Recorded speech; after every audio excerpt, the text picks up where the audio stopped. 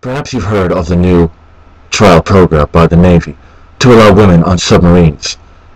Officers mostly. But they're trying to pave the way to allow more women on submarines. It's a symptom of what's wrong with our Navy nowadays. They've forgotten who they are, the military in general, really. They've forgotten what their job is, and their job is not to be politically correct, but to kill our enemies, and to do so in a very efficient manner. The whole notion of allowing women to serve on submarines with men who are under the ocean for 30 days or longer is absolutely ludicrous. You need to remember that the general age of the military is young, 18-year-olds, 19-year-olds, 20-year-olds, and you're going to put 3 or 4 women on a boat with over 100 men for 30 days. Are you out of your mind? I want all of my viewers to think like I do, or, well, I don't want to give away my sex, maybe I'm a woman.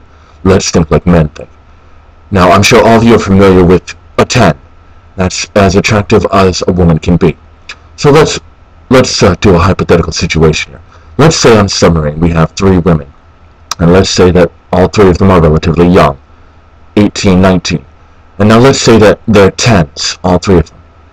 How do you expect the crew of that submarine to function, let alone think efficiently, when you have 3 10s on board?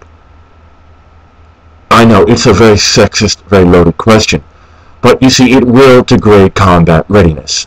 Maybe it'll degrade combat readiness by 1%. Maybe it'll degrade combat readiness by 5%. But my point is that combat readiness will degrade. And that's what's wrong with the military. They're willing to sacrifice our ability to efficiently kill our enemies for political correctness.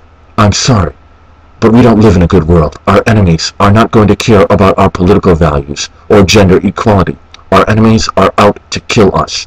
And if we are not prepared to defend ourselves to the utmost, if we are not ready night and day, then we will fall, we will slip, and the civilian population of the United States will pay the price.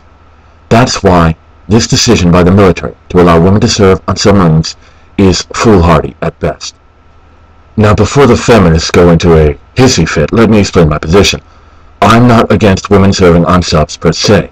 I'm against women serving on integrated subs.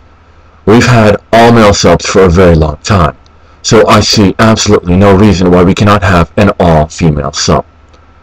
I know that there are many who want to blind themselves with political correctness, but the reality is that when you put young men on a submarine, an enclosed space, and you have them in tight quarters for over 30 days underwater, and you put very attractive young females with them, they will not be able to think. I don't care what your arguments are. You can leave any comment you like, but what I have just told you is the biological truth of human beings, and if you don't like it, well, I'm sorry. You can shut this off and go into your own little fantasy world, but I am not going to jeopardize my safety or the safety of our people so that the military can play politically correct games. People need to open their eyes and confront reality.